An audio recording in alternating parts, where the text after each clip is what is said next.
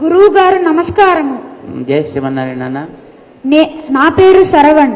నేను 4వ తరగతి చదువుతున్నాను.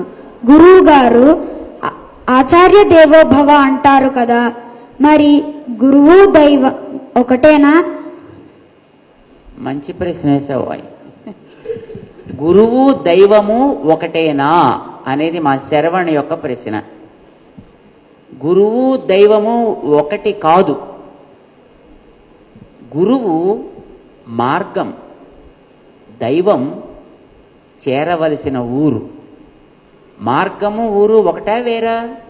వేరు. వేరు. మార్గం లేకుండా ఊరు చేరగలమా? లేదు. లేదు. ఉత్త మార్గంలో పెడితే ప్రయోజనం ఉందా? లేదు. లేదు. అంచేత ఊరు అనేది మనకి గోల్ కావాలి, అక్కడికి తీసుకెళ్లే మార్గం మనకి మంచిది కావాలి. ఎవరు మనని మంచి గోల్ తోటి మంచి మార్గాన్ని మనకు చూపిస్తారో వారిని మనం గురువు అంటాం. అయితే దేవుడి మార్గం చూపిస్తున్నారు కనుక గురువు కూడా దైవం అంత గొప్పవాళ్ళు. అందుకే మనం ఆచార్య దేవో భవ అని అంటాం. ధన్యవాదాలు గురుగారు. జయ శ్రీమన్నారాయణ.